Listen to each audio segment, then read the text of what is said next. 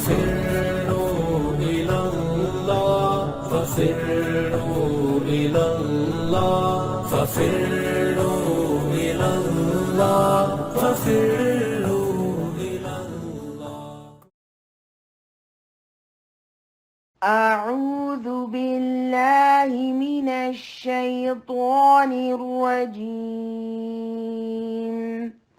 بسم الله الرحمن الرحيم. ليس البر أن تولوا وجوهكم قبل المشرق والمغرب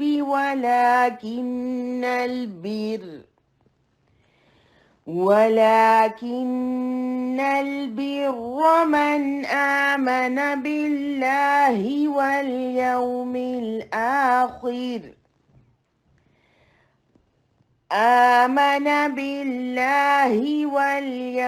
الآخر والملائكة والكتاب والنبيين وآتى المال على حبه ذوي القربى واليتامى والمساكين وابن السبيل والسائلين وفي الرقاب وأقام الصلاة وآتى الزكاة والموفون بعهدهم إذا عاهدوا والصابرين في البأساء والضراء وحين البأس أولئك الذين صدقوا وأولئك هم المتقون. صدق اللہ العظیم. جزاک اللہ خیرن کثیرہ صبا. اعوذ باللہ من الشیطان الرجیم. بسم اللہ الرحمن الرحیم. رب اشرح لی صدری ویسر لی امری واحلل عقدۃ من لسانی یفقهوا قولی. اللہم انفعنا بما علمتنا وعلمنا ما ينفعنا وزدنا علما. اللہم انا نسألک علما نافعا ورزقا طیبا وعملا متقبلا. اللہم انا نعوذ بک من علم لا ينفع ومن قلب لا يخشع ومن نفس لا تشبع ومن دعوت لا يستجاب لها. السلام علیکم ورحمۃ اللہ وبرکاتہ. ابھی آپ نے آیت بر کی تلاوت سنی جو انشاءاللہ ہمارے آج کے کلاس میں ڈسکس ہوگی، لیکن ہم سٹارٹ کریں گے وَإِذِ ابْتَلَىٰ إِبْرَاهِيمَ رَبُّهُ بِكَلِمَاتٍ فَأَتَمَّهُنَّ آیت نمبر 124 سے. اور ہم ڈسکس کر رہے تھے سورہ بقرہ کا دوسرا بڑا پیراگراف، جس میں بنی اسرائیل کی معزولی کے اسباب اللہ تعالیٰ ڈسکس کر رہے ہیں کہ ان کو کس وجہ سے اس منصب سے معزول کیا جا رہا ہے اور امت محمدی کو کیوں اس پہ فائز کیا جا رہا ہے. اور یہاں بیچ میں اللہ تعالیٰ نے ابراہیم علیہ السلام کا ذکر بہت ہی مناسب جگہ پہ یہاں ان کا آتا ہے، کیونکہ بنی اسرائیل اور بنی اسماعیل دونوں کے اگر جد امجد کہیں تو ابراہیم علیہ السلام ہیں. دونوں ہی یہ دعویٰ کرتے ہیں کہ ہم دین ابراہیمی کے اوپر ہیں. ایون مشرکین مکہ جن کو کتاب نہیں دی گئی وہ بھی اپنے آپ کو دین ابراہیمی پر کہتے ہیں. تو اللہ رب العالمین ان کا ذکر کر کے اور ان کی امامت کا جو ان سے وعدہ کیا گیا تو اس کی شرائط بتا رہا ہے، اور ان کی دعاؤں کا ذکر کر رہا ہے کہ ان کی دعاؤں کی روشنی میں، ان کے طریقہ کار کی روشنی میں جائزہ لے لو کہ کون ان سے نسبت کا حقدار ہے اور کون اس امامت کی جانشینی کا اصل حقدار ہے. اور یہاں جو سٹارٹ ہوتا ہے وَإِذِ ابْتَلَىٰ إِبْرَاهِيمَ رَبُّهُ بِكَلِمَاتٍ، یہ بے کلمات جس چند باتیں ہی نہیں ہیں، ابراہیم علیہ السلام کی پوری زندگی ہے. انسان زندگی میں جن جن محبتوں میں گرفتار ہوتا ہے ان ساری محبتوں میں وزمائے گے. جب اس میں پورا اترے تو اللہ نے کہا قَالَ إِنِّي جَاعِلُكَ لِلنَّاسِ إِمَامًا، کہ یہ امامت جو ہے ایسے ہی نہیں مل جاتی، اس کے لیے قربانیاں دینی پڑتی ہیں، اس کے لیے اللہ تعالیٰ کی ہر جو کال ہے اس پہ لبیک کہنا پڑتا ہے. اور ابراہیم علیہ السلام کا طریقہ آگے ہم دیکھیں گے. اللہ تعالیٰ نے کہا اسلم، کہ فرما بردار ہو جاؤ، تو فوراً اسلم، تو نے کہا کہ میں اللہ کا فرما بردار بنا بغیر اس میں تاخیر کیے. اور پھر امامت کے وعدے کے بارے میں جب ابراہیم نے اپنی اولاد کا ذکر کیا تو اللہ تعالیٰ نے کہا لا ینال عہد الظالمین، یہ امامت مشروط ہے ایمان اور عمل سے۔ اب جو کوئی بھی اس امامت کا حقدار بننا چاہتا ہے وہ ایمان لائے اور عمل صالح کرے۔ اور اب شریعت محمدی کے آ جانے کے بعد کون سا ایمان قابل قبول ہوگا؟ جو دین اسلام کے مطابق ہوگا، شریعت محمدی کے مطابق ہوگا۔ یہ بالکل واضح ہے کہ جب نئی شریعت آتی ہے تو پچھلی شریعتیں منسوخ کر دی جاتی ہیں۔ پھر ابراہیم علیہ السلام کے اس گھر کی جو تعمیر کا ذکر کیا جا رہا ہے جو مکہ میں انہوں نے بنایا تھا، اور جس کے بارے میں اللہ تعالیٰ نے ان سے وعدہ کیا لیا تھا کہ اس گھر کو جو طواف کرنے والوں، رکوع و سجود کرنے والوں اور اعتکاف کرنے والوں کے لیے پاک صاف رکھا جائے، تمام مشرکانہ طور طریقوں سے پاک صاف رکھا جائے۔ بنی اسماعیل جو مشرکین مکہ ہیں، قریش ہیں، ان کے لیے بھی یہ تنبیہ ہے کہ کس مقصد کے لیے گھر بنایا گیا تھا۔ اور پھر اس وقت جب یہ گھر تعمیر کیا گیا تھا جو کہ بیت المقدس سے 1000 سال پہلے کی تعمیر ہے، اس وقت اللہ تعالیٰ نے کہا تھا کہ اس گھر کو اللہ تعالیٰ نے لوگوں کے لیے مرکز اور امن کی جگہ قرار دیا ہے۔ یہ جو بیت المقدس کی طرف اگر وقتی طور پہ رخ کیا بھی گیا اور جو بنی اسرائیل کے لیے بھی اللہ تعالیٰ نے بنایا تھا، یہ صرف ان کے لیے مخصوص تھا، ورنہ تو یہ اصل گھر تو اللہ کا یہی ہے۔ پھر اس کے بعد اللہ رب العالمین ذکر کر رہے ہیں ابراہیم علیہ السلام کی دعا کا، جس کی وجہ سے قریش جو ہیں وہ پورے عرب میں عزت پا رہے ہیں اور معاشی خوشحالی ان کی، کہ اللہ تعالیٰ ان کو پھلوں سے نواز رہا ہے، ہر طرح کے رزق نواز رہا ہے۔ اور جب ابراہیم علیہ السلام نے اس کے لیے بھی دعا مانگتے ہوئے کہا من آمن منہم باللہ والیوم الآخر، لیکن اللہ تعالیٰ نے کہا نہیں، جو دنیا کے مال و متاع تو میں تو کفر کرنے والوں کو بھی دوں گا، ہاں امامت کا وعدہ ان سے نہیں ہے۔ امامت کا وعدہ اللہ تعالیٰ نے اس کے لیے کنڈیشن رکھی ہے۔ کیا کنڈیشن ہے؟ ایمان لایا جائے، عمل صالح کیا جائے، تو اللہ تعالیٰ ضرور امامت سے نوازے گا۔ پھر ابراہیم علیہ السلام کی ان دعاؤں کا ذکر کیا جا رہا ہے، یہ ایک پورا وائز یار فور ابراہیم القواعد من البیت و اسماعیل جو ذکر کیا جا رہا ہے، کہ ذرا سوچئے، تصور میں لائیے کہ باپ بیٹا دونوں گھر کی تعمیر کر رہے ہیں، اس گھر کی تعمیر کرتے ہوئے اللہ تعالیٰ سے دعائیں مانگ رہے ہیں۔ کیا دعائیں مانگ رہے ہیں؟ کہ اللہ تعالیٰ یہ جو ہم تیری عبادت کر رہے ہیں، جو تیرے دین کی خدمتیں کر رہے ہیں، اس کو قبول فرما لینا، ہمیں بھی مسلمان بنانا، ہماری اولادوں کو بھی مسلمان اٹھانا، مناسک سکھا دینا، ہماری غلطیوں کمیوں کوتاہیوں سے معاف کر دینا۔ پھر وہ امپارٹنٹ دعا، وہ سب سے بڑی دعا جس کا مصداق نبی کریم صلی اللہ علیہ وسلم کا مبعوث کیا جانا ہے، اس کا ذکر کیا گیا کہ ابراہیم اور اسماعیل نے دعا کیا کی تھی کعبہ تعمیر کرتے ہوئے، کہ اے اللہ ان میں ایک رسول اٹھائی ہو جو ان کو تیری آیات کی تلاوت کر کے سنائے، انہیں کتاب کی تعلیم دے، حکمت کی تعلیم دے، ان کا تزکیہ کرے، ان کے نفوس کا تزکیہ کرے، ان کی انفرادی اور اجتماعی زندگیوں کا تزکیہ کرے۔ اور یہی ہے، جب نبی کریم کو مبعوث کیا گیا تو ان کے یہی فرائض نبوت بھی گنوائے گئے۔ اب ان ساری باتوں کی وضاحت کے بعد کہ یہ ابراہیم علیہ السلام کی دعائیں تو یہ تھیں، انہوں نے یہ اس مقصد کے لیے گھر بنایا تھا، ان سے امامت کا وعدہ ان شرائط کی بنا پر کیا گیا تھا۔ اب تم اپنا جائزہ لے لو کہ ابراہیم علیہ السلام کا تو یہ طریقہ ہے، جو کوئی اس سے غفلت برتتا ہے، بے رغبتی برتتا ہے، نفرت کرتا ہے، تو وہ اپنے آپ کو خود حماقت اور جہالت میں مبتلا کر رہا ہے۔ ابراہیم علیہ السلام نے اسی چیز کی وصیت ابراہیم علیہ السلام نے بھی اور یعقوب علیہ السلام نے بھی، جو تمہارے جد امجد تھے، انہیں اپنے بیٹوں کو اسی چیز کی نصیحت کی تھی کہ اللہ نے تمہارے لیے دین کو چن لیا ہے اور اسلام کی حالت میں ہی تمہیں موت آئے۔ یہاں اگین جو واقعہ ایک تھوڑا سا مینشن کیا جا رہا ہے کہ جب یعقوب علیہ السلام کو ان کی موت کا وقت تھا، وہ اللہ کے پاس جا رہے، تو انہوں نے اپنے بیٹوں کو بلا کے اسپیشل پوچھا کہ تم کس کی بندگی کرو گے میرے بعد؟ تو انہوں نے اقرار کیا کہ ابراہیم، اسماعیل، اسحاق کے جو معبود ہیں اور جو آپ کے معبود ہیں، آپ کا جو الہ ہے الہ واحد، اسی کی بندگی کریں گے۔ پھر اللہ تعالیٰ کہہ رہے ہیں بنی اسرائیل کو واضح کریں کہ تل کا امت ان کا دھلت، جن سے تم نسبت کی بنا پر اپنے ایک تعصب میں مبتلا ہو، تکبر میں مبتلا ہو، وہ تو ایک گروہ تھا جو گزر گیا، ان کی کمائیاں، ان کے اعمال ان کو فائدہ دیں گی، تم اپنی فکر کرو، تم سے ان کاموں کے بارے میں نہیں پوچھا جائے گا جو وہ کر کے گیا، نہ ہی ان کی جزا تمہیں ملے گی۔ پھر ان کی اس چیز کی یہ جو کہتے ہیں کہ یہودی ہو جاؤ یا عیسائی ہو جاؤ تو ہدایت پاؤ گے، تو اللہ تعالیٰ ہدایت پالو گے، تو اللہ تعالیٰ کہہ رہے ہیں نہیں، بلکہ اعلان کر دیجئے ملت ابراہیم حنیفہ، ابراہیم علیہ السلام کا طریقہ جو کہ تمام ان غلطیوں سے پاک ہے، اور جس پر اب نبی کریم صلی اللہ علیہ وسلم کو مبعوث کیا جا رہا ہے، وما کان من المشرکین، وہ ان تمام مشرکانہ طور طریقوں سے پاک صاف طریقہ تھا، توحید خالص پر مبنی طریقہ تھا۔ اور مسلمانوں کو بھی کہا جا رہا ہے کہ اعلان کرو کہ ہم جو ہماری طرف تعلیم نازل کی گئی ہے اور جو سارے انبیاء کو دی گئی تھی، ابراہیم، اسماعیل، اسحاق، یعقوب، موسیٰ، عیسیٰ، ہم ان سب پر ایمان لانے والے ہیں، ہم انبیاء کے درمیان فرق نہیں کرتے، ہم اللہ کے فرما بردار ہیں۔ اب اگر تم بھی ایسا ہی ایمان لاتے ہو جو تعلیمات ان انبیاء کو دی گئی تھی، یہاں اس چیز کا اعلان کرنا کیوں ضروری ہے کہ سبھی انبیاء کو ایک ہی تعلیم دی گئی تھی، اور اسی تعلیم کی تکمیل اب نبی اکرم صلی اللہ علیہ وسلم کی اوپر آ کے ہو رہی ہے، اور یہ قرآن اس کی طرف بلا رہا ہے۔ اب تم اس تعلیم پر ایمان لے آؤ۔ یہود جو ہیں وہ حضرت عیسیٰ علیہ السلام، زکریا اور یحییٰ پر ایمان نہیں لاتے۔ عیسائی جو ہیں وہ نبی کریم کی نبوت کا، رسالت کا انکار کرتے ہیں۔ جب اللہ تعالیٰ کہہ رہے ہیں کہ نہیں، اب جب ایمان لانا ہے تو جب آخری نبی آ گئے ہیں، آخری شریعت آ چکی ہے، تو وہی قابل قبول ہوگی۔ فَإِنْ آمَنُوا بِمِثْلِ مَا آمَنْتُمْ بِهِ فَقَدِ اهْتَدَوْا۔ اب تم اگر ایسے ایمان لاتے، اگر اس طرح وہ ایمان لائیں جیسا تم لوگ ایمان لائے، تو پھر وہ ہدایت پر ہیں۔ اگر وہ منہ موڑتے ہیں تو پھر وہ کیا ہے کہ سری گمراہی میں ہیں۔ اللہ ان کے لیے کافی ہے، اللہ سننے اور جاننے والا ہے۔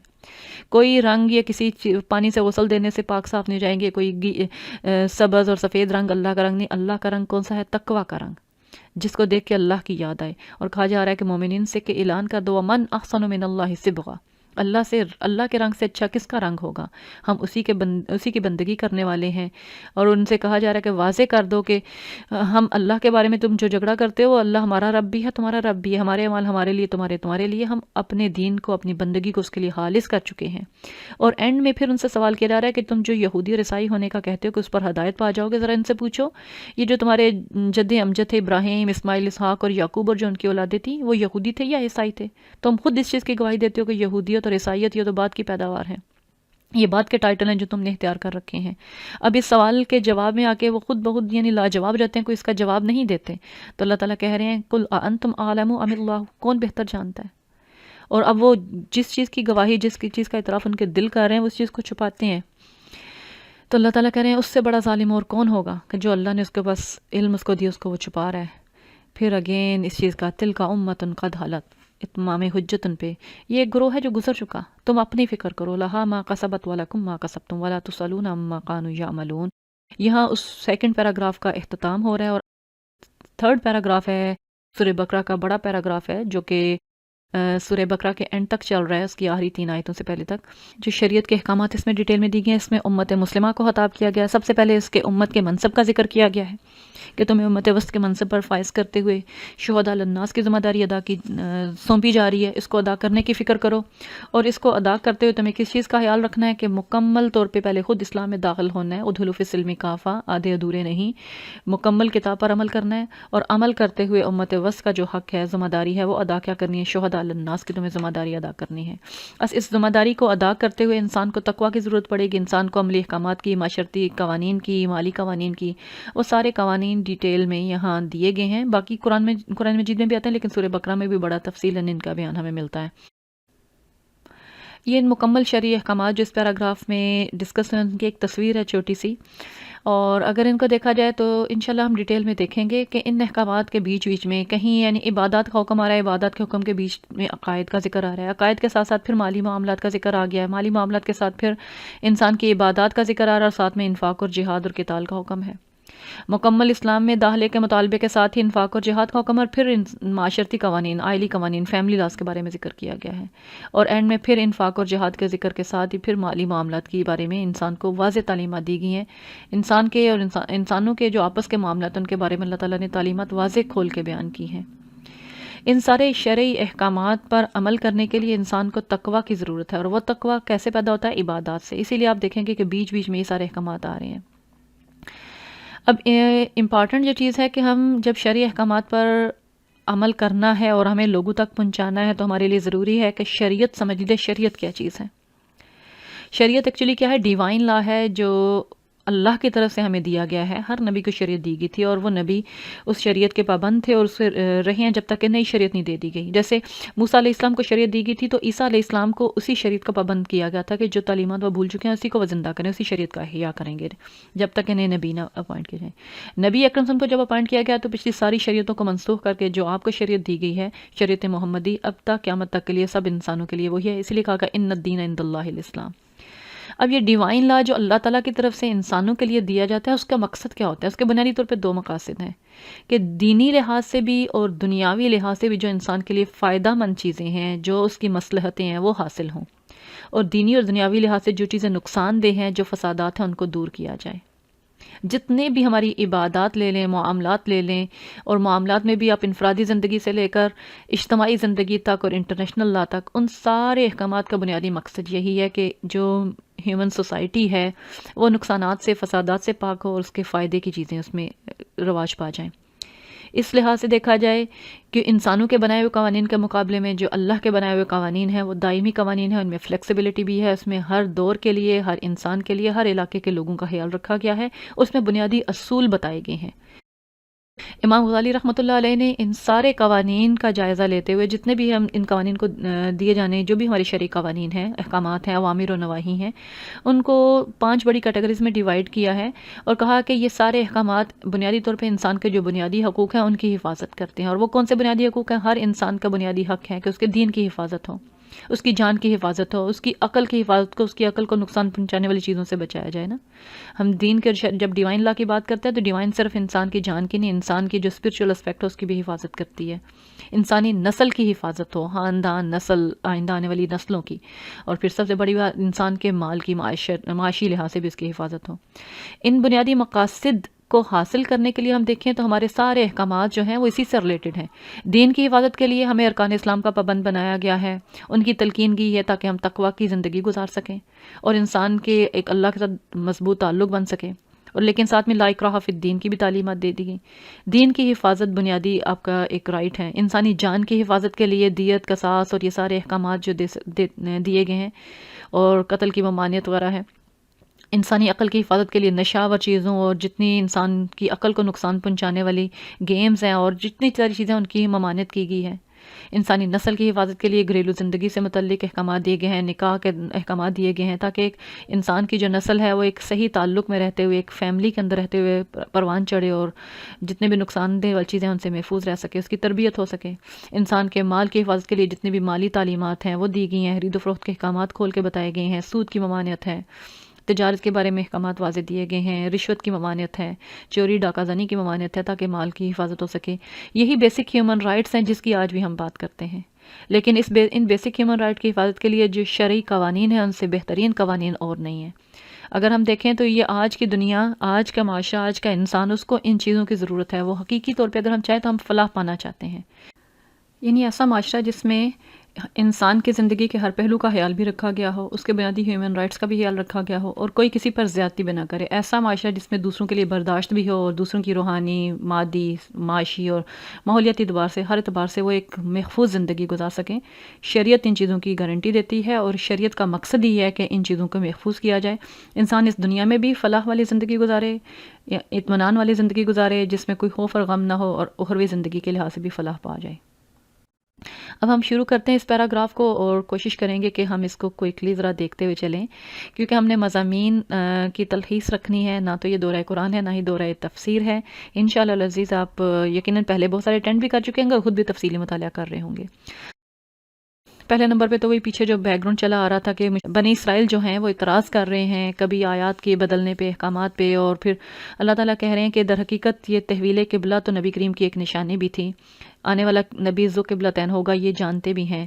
اور پھر اعتراض برائے اعتراض ہے، بس حجت قائم کرنے کہہ رہے ہیں سَيَقُولُ السُّفَهَاءُ مِنَ النَّاسِ مَا وَلَّاهُمْ عَنْ قِبْلَتِهِمُ الَّتِي كَانُوا عَلَيْهَا، کہ ان کی بات کا جواب دینے کی ضرورت نہیں، آگے مسلمانوں کو اللہ تعالیٰ ضرور آگے تلقین کر رہے ہیں۔ 3 ٹائمز آیا کہ اپنے بار بار تاکید کی گئی ہے کہ اپنے آپ کو اس مسجد کی طرف رخ کر لو، لیکن اس سے پہلے اناؤنس کیا جا رہا ہے کہ كَذَلِكَ جَعَلْنَاكُمْ أُمَّةً وَسَطًا لِتَكُونُوا شُهَدَاءَ عَلَى النَّاسِ، بہت بڑی ذمہ داری۔ پیچھے جو سارے بار بار کہا جاتا کہ انی فضلتکم علی العالمین، بنی اسرائیل کو خطاب کرتے ہوئے، اب اللہ رب العالمین مسلمانوں کو کہہ رہے ہیں کہ اسی طرح اب میں نے تمہیں امت وسط، معتدل امت بنایا ہے۔ یہاں امت وسط کو، یہ جو ٹرم ہے اس کو جانا بھی بڑا ضروری ہے۔ امت وسط ہر لحاظ سے امت وسط درمیانی امت ہے، دوسری قوموں اور انبیاء کے درمیان وسیلے کا کام، واسطے کا کام کاری، ان کا پیغام ان تک پہنچا رہی ہے۔ پھر ہر معاملے میں معتدل امت بنایا گیا ہے، افراط و تفریط سے پاک ہے، اپنے قوانین کے اعتبار سے، معاملات کے اعتبار سے، اپنے تعلقات کے اعتبار سے اسے امت وسط بنایا گیا ہے۔ اور امت وسط بنانے کی وجہ کہ لِتَكُونُوا شُهَدَاءَ عَلَى النَّاسِ، زبانوں سے بھی لوگوں پر گواہی دینے والے، ان تک پیغام پہنچانے والے بنے، اپنے اعمال کے تھرو بھی لوگوں کے لیے گواہ بن جائیں کہ ہاں یہ ہے امت وسط کا طریقہ، یہ ہے ڈیوائن لا، یہ ہے شریعہ جس پر عمل تمہیں کرنا ہے، جس کی طرف تمہیں بلایا جا رہا ہے۔ یہ بہت بھاری ذمہ داری ہے شہداء علی الناس کی، اور یہ ذمہ داری کیسے ادا ہوگی، کیسے گواہی لی جائے گی، اس کی وضاحت ہمیں اس سے ملتی ہے جو نبی اگلے حصے میں اس آیت کے وَيَكُونَ الرَّسُولُ عَلَيْكُمْ شَهِيدًا، اور رسول تم پر گواہ بنائے جائیں گے، رسول تم پر گواہ ہوں گے۔ اور نبی کریم نے اپنی زندگی میں کیسے گواہی لی، خطبہ حجۃ الوداع کی مثال ہمارے سامنے ہے۔ کیا میں اور آپ اس طرح ریڈی ہیں، یا ہم میں سے ہر بندے سے اس طرح جب گواہی لی جائے گی تو ہم کہاں کھڑے ہوں گے، ہمارے حق میں کون گواہی دینے والا ہوگا؟ جیسے نبی کریم نے لی تھی، آپ نے کیا گواہی لی تھی؟ ان سارے لوگوں کو مخاطب کرتے ہوئے کیا کہا تھا؟ کیا میں نے تم تک اللہ کا پیغام پہنچا دیا؟ سب نے یک زبان ہو کر کہا تھا پہنچا دیا. 3 بار پوچھنے کے بعد پھر آپ نے کہا اے اللہ تو گواہ رہنا، اے اللہ تو گواہ رہنا. تو ایسی گواہی جو عملاً ہمارے سامنے یہ بھی سیرت سے مثال ملتی ہے کہ شہداء علی الناس کی ذمہ داری ادا کیسے کرنی ہے، جو آپ نے یہ وہ سننا ہے جو مستقل سننا ہے نبی کریم کی، جو 23 سال تک جاری رہی، اور جس نے نہ آپ نے اپنی بیماری دیکھی، نہ دن نہ رات، اور اس کام کو، اس ذمہ داری کو ادا کیا. اور یہ ہے امت وسط کی ذمہ داری. اس کو ہائی لائٹ کر لیں، اور یہ آگے اسی ذمہ داری کی ادائیگی کے لیے جو آگے احکامات آ رہے ہیں ان کو ہائی لائٹ کرتے چلے جانا ہے. ہمیں اس کام کے لیے تیار ہونا ہے. اب اس کے بعد اس ذمہ داری پر عائد کرتے ہوئے ہی ساتھ آگے جو احکامات آ رہے ہیں جس کے پیچھے تمہید پوری باندھی جا رہی تھی کہ اب تم امت وسط ہو، تمہاری اپنی انفرادیت ہے، تم کسی دوسرے کو نہیں دیکھو گے، اس کو فالو نہیں کرو گے، ان کے طریقے کی پیروی نہیں کرو گے. پھر اس کے بعد اللہ تعالیٰ احکامات کو دے رہے ہیں. یہاں پوری وہ اگر اس کے ترجمے کو آپ پڑھیں گے تو دیکھیں گے کہ نبی کریم بھی منتظر تھے، اور اللہ تعالیٰ کہہ رہے ہیں کہ ہم اس کو بنا دیتے ہیں جس کو تو پسند کرتا ہے. وہ فولی وجہ کا شطر المسجد الحرام، جہاں کہیں بھی ہو اس کی طرف رخ کر لو. اور اس کی یہاں بھی اگر دیکھیں، یہاں حکم آ رہا ہے فولی وجہ کا شطر المسجد الحرام، پھر آگے آ رہا ہے اگین فولی وجہ کا شطر مسجد الحرام، فولی وجہ کا شطر المسجد الحرام، سیم الفاظ جہاں کہیں سے بھی نکلو تو یہ کر لو. اس کو اگر دیکھا جائے یہ 3 بار ریپیٹ کیا جا رہا ہے. اس کی اتنی امپورٹنس ہے کہ در حقیقت قبلہ مقرر کیا جانا ایک ڈائریکشن نہیں ہے، ایک سمت نہیں ہے کہ ادھر رخ کر لو ادھر، بلکہ یہاں یہ مرکزیت ہے، یہ امت کا ایک مرکز پہ واحد اکٹھے متحد ہونا ہے. اور جب ہم نماز میں ایک سمت میں ڈائریکشن میں رخ کر کے یکسو ہو کے نماز ادا کرتے ہیں تو پھر بدرجہ اولا باقی سارے معاملات میں بھی اپنی شریعت کی طرف رہیں گے. جو شریعت کا حکم ہے ہمارے لیے ترجیحاً اس کو فالو کیا جائے گا، اس پہ کوئی کمپرومائز نہیں ہوگا. پہلے جو کہا گیا کہ اپنے رخ کو مسجد حرام کی طرف پھیر لو تاکہ جن کو کتاب دی گئی ہے وہ جان لیں یہ اللہ کی طرف سے حق ہے. وہ خود انہیں پتا تھا کہ آنے والا جو نبی ہے وہ ذو قبلتین ہوگا، اور پھر کعبہ کی تاریخی اور ہسٹری بھی انہیں معلوم ہے کہ وہی پہلا گھر تھا. پھر اس کے بعد کہا جا رہا ہے کہ اپنے رخ کو اس کی طرف پھیر لو، وَإِنَّهُ لَلْحَقُّ مِن رَبِّكَ، یہ تمہارے رب کی طرف سے حق ہے، یہی حکم ہے، اس کو فالو کرنا ہے. اگین تاکہ لوگوں کو، پھر جب 3rd ٹائم کہا جا رہا ہے تاکہ لوگوں کو تمہارے اوپر کوئی حجت نہ ملے. اللہ تعالیٰ بار بار کہہ رہے ہیں کہ جب کعبہ کو قبلہ مقرر کر دیا گیا ہے، جہاں کہیں بھی ہو، جدھر سے بھی نکلتے ہو، جہاں کہیں بھی اپنے رخ کو اس کی طرف موڑ لو. یہ اس امت کی مرکزیت ہے، یہ اس امت کا ایک مرکز پہ جمع ہونا ہے. اور اس کام کو کرتے اللہ تعالیٰ کیا کہہ رہے ہیں؟ فَلَا تَخْشَوْهُمْ وَخْشَوْنِي، لوگوں سے مت ڈرو، ان کی باتوں سے مت ڈرو کہ وہ کہیں گے کہ کعبہ نماز کی طرف روح ہی تو کرنا ہے، اور پھر جو کہا گیا کہ مشرق اور مغرب دونوں اللہ کا ہے تو اس طرف کر لو. نو، جو حکم اللہ کا ہے وہ حتمی حکم ہے. اللہ سے ڈرو. اور کیوں اللہ تعالیٰ کہہ رہے ہیں؟ تاکہ وہ جو نعمت، جس نعمت سے پہلے ان کو سرفراز کیا گیا تھا، اب اس نعمت کو اللہ تعالیٰ تمہارے اوپر مکمل کرنا چاہتا ہے. وَلِأُتِمَّ نِعْمَتِي، اللہ تعالیٰ کہتے ہیں کہ میں چاہتا ہوں تم پر اپنی نعمت کا اتمام کروں، مکمل کروں، اور تاکہ تم ہدایت پا جاؤ، تم اس کی قدر کرو. جس منصب پر تمہیں فائز کیا جا رہا ہے اور جس نعمت کو تمہارے اوپر مکمل کیا جا رہا ہے اس کو پہچاننے والے بنو. اور پھر یہاں اگین نبی کریم کا مبعوث کیا جانا بھی، اس کو ایک نعمت کو اس کا ذکر کیا جا رہا ہے کہ اس نے تمہارے درمیان رسول بھیجا ہے جو تمہیں تلاوت آیات تمہارے سامنے کرتا ہے، تمہارا تزکیہ کرتا ہے، تمہیں کتاب کی اور حکمت کی تعلیم دیتا ہے، تمہیں وہ کچھ سکھاتا ہے جو تم نہیں جانتے تھے. اس نعمت کی قدر کرو، ان کی باتوں پہ کان مت دھرو. اس چیز کو پہچان لو کہ جو اللہ تعالیٰ کا حکم ہے، جو شریعت کا حکم ہے، وہ حتمی حکم ہے. اور یہاں پھر ایک مشروط وعدہ مسلمانوں کے ساتھ کیا جا رہا ہے کہ فَاذْكُرُونِي أَذْكُرْكُمْ، مجھے کو یاد رکھو میں تمہیں یاد رکھوں گا. اللہ کو یاد رکھو گے تو وہ تمہیں بھولے گا نہیں، وہ قدم قدم پہ تمہارا ساتھ دے گا. اللہ تعالیٰ کہہ رہے ہیں وَاشْكُرُوا لِي، اور میرے شکر گزار بنو، وَلَا تَكْفُرُونِي، اور میرا انکار مت کرو، کفران نعمت مت کرو. منصب امامت پہ معمور کیا جانا یہ معمولی بات نہیں ہے. جو بھاری ذمہ داریاں عائد ہوتی ہیں ان کو ادا کرنا ہے، ان کو ادا کرتے ہوئے اللہ کو یاد رکھنا ہے، اللہ کا شکر گزار بننا ہے اس نعمت کے اوپر جس سے ہمیں اس نے سرفراز کیا. اور اس نعمت کو ادا کرتے جو مشکلات پیش ہیں تو پھر کیا کرنا ہے؟ یا ایھا الذین آمنوا استعینوا بالصبر والصلاۃ، نماز اور صلاۃ سے مدد لینی ہے. اللہ تعالیٰ صبر کرنے والوں کے ساتھ ہے. پھر اس کے بعد آگے ایمان اور آزمائش کا ذکر آ رہا ہے کہ جب اللہ تعالیٰ کہہ رہے ہیں کہ جب بھی ایمان کا کوئی دعویٰ کرتا ہے، ایمان قبول کرتا ہے، تو ایسا نہیں کہ اللہ تعالیٰ جانچے پرکھے بغیر صرف دعویٰ ایمان پر انہیں جنتوں میں داخل کر دے گا، جو بنی اسرائیل سے بھی کہا گیا. تو اللہ تعالیٰ کہہ رہے ہیں وَلَنَبْلُوَنَّكُمْ بِشَيْءٍ مِّنَ الْخَوْفِ وَالْجُوعِ وَنَقْصٍ مِّنَ الْأَمْوَالِ وَالْأَنفُسِ وَالثَّمَرَاتِ. اللہ تعالیٰ ضرور آزمائیں گے، خوف سے، بھوک سے، مالوں کے نقصان، جانوں کے نقصان، پھلوں کے نقصان سے. اس میں جو صبر ثابت قدم رہیں گے، صبر کرنے والے ہوں گے، ان کے لیے خوشخبریاں ہیں.